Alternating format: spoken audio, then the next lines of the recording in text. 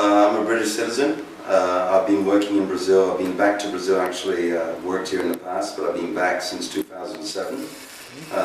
Worked in Argentina and in Mexico, other places in Latin America. I was brought over to Brazil actually by a North American company, and I've joined Kuehne Nagel, which is a global logistics firm, in 2010. I run a company of the group which is called Nacora, and Nacora looks after risk management and the insurance for the Kuehne Nagel group.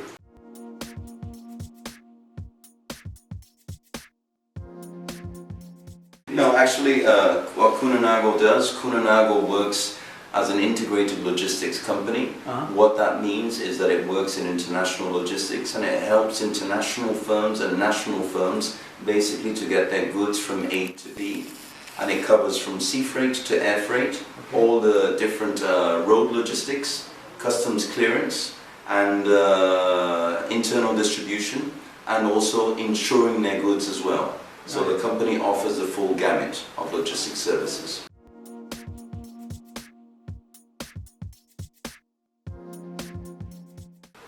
Well, my role is I look after a company of the group. I'm actually the CEO for the region, for Latin America. The company is called Nacora.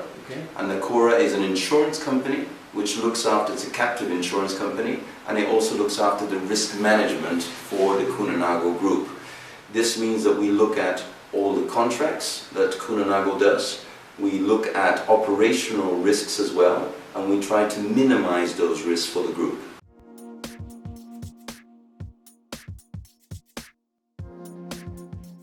Yes, I can mention a couple of companies. One of the principal companies that we do business with is Novo Nordisk, which is a large Danish firm. We also do business with a lot of other Danish firms, but I would say that the Danish firms we do business with, like Novo Nordisk, are principally in pharma and high value-added goods.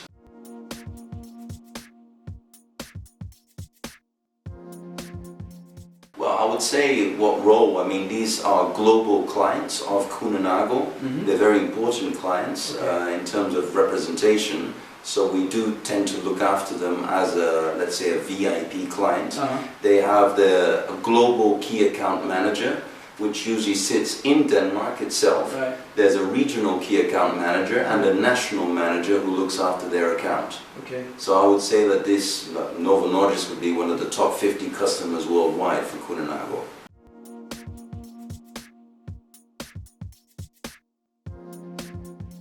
I would say for any foreign company, on paper, there's tremendous potential here in Brazil and opportunities. There's a lot of infrastructure projects, there's a huge consumer market, but I would say the main obstacle is, logistics is an obstacle, infrastructure, meaning the roads, the ports and everything, understanding local legislation, like Novo Nordisk, Kuehne Nagel has to be very compliant.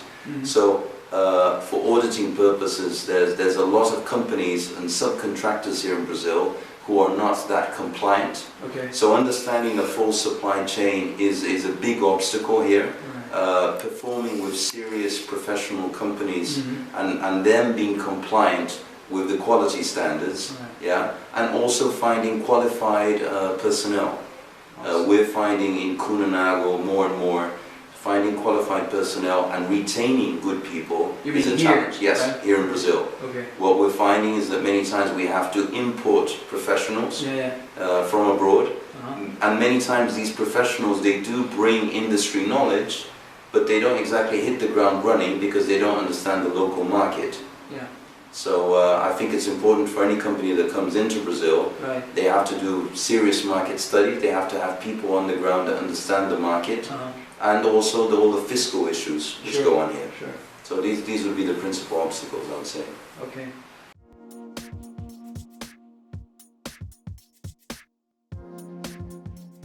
Well, gaps, I would say, gaps are general challenges, I would say. The gaps are Brazil, to fulfill its potential, there's a lot of legislation that has to be modified still. The ease of doing business here in Brazil, Brazil is one of the hardest places for you to open up a company in the world. I mean, in some countries it takes you from 7 to 10 days to open up a company and get things going. Here in Brazil it takes you 6 to 8 months, which is a huge difference. So there's a lot of red tape. So I would hope that in the next few years this red tape, people work on this. They've got to reform labor issues here, and they have to bring in a more simplified fiscal system. The tax system here is extremely complicated, and there's taxes on top of taxes. So if they brought in a VAT system, like most countries do, I think that would simplify things.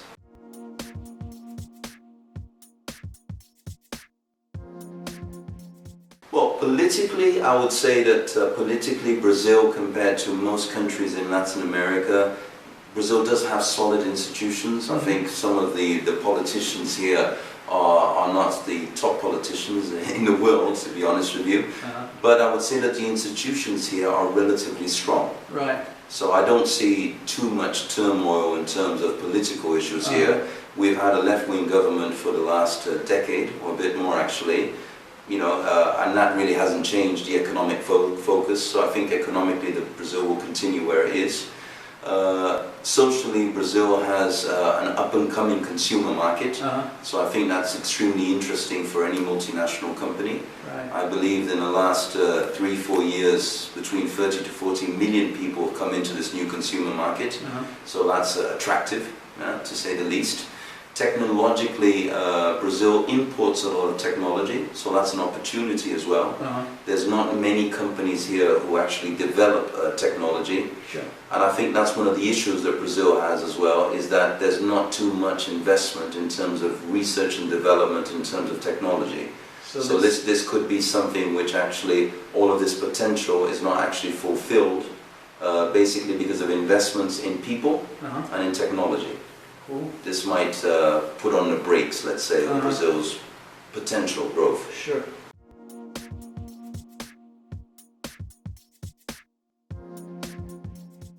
I would say gaps and opportunities, there's plenty of opportunity. I tend to like the social aspect. I think for people that come into Brazil, there's plenty of opportunities for you to be like a social entrepreneur.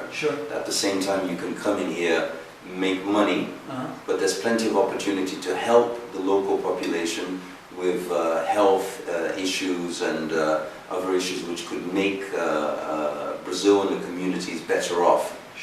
An example actually is that we're currently working and sponsoring with an NGO who has built ambulances, and these ambulances, it actually takes medical, it's like a first aid kits, and actually does small interventions into what they call the favelas here.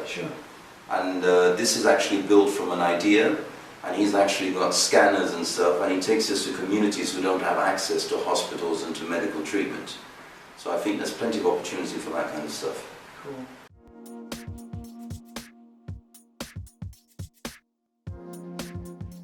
I think where Danish companies could help in the industry is being in logistics. We're actually, Kuehne Nagel is a service provider.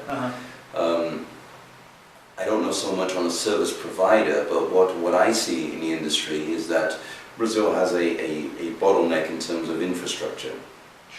And I think if Danish companies, which are known for their excellence in IT, etc., could help with ports, port terminals, with warehousing. I mentioned to you about projects as well. We have a lot of special projects here. Brazil is expanding hydroelectric plants as well.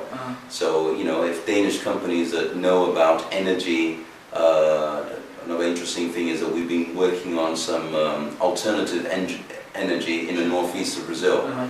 So this is aeolic energy, solar energy, for example. I think there's plenty of opportunity for companies in these areas.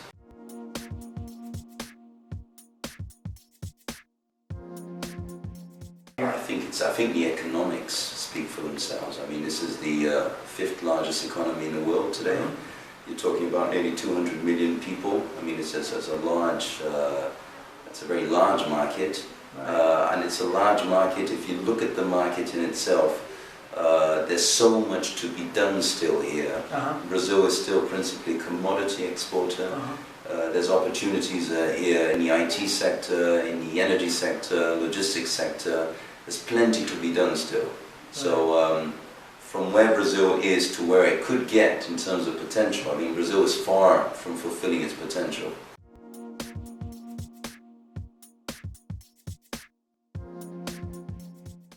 A lot of people talk about 2020 in my market.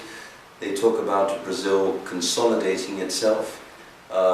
Brazil is going to mature in many aspects.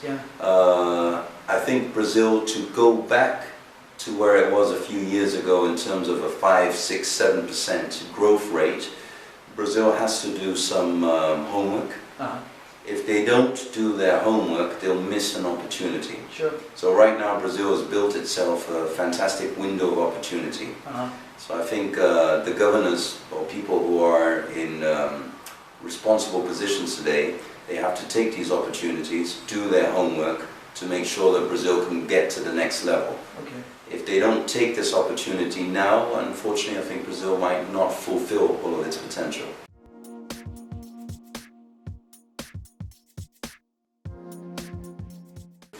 I see a lot of good things happening actually. I think the younger generation is better qualified. I think the older generation has a lot of vices from the past, especially in terms of the corruption model. I see a lot of young people who want to do the right things. I think the younger generation has to step up to the plate, as they say, and get things done. All right. Basically, that's it. Thank you. Thank you, Ken.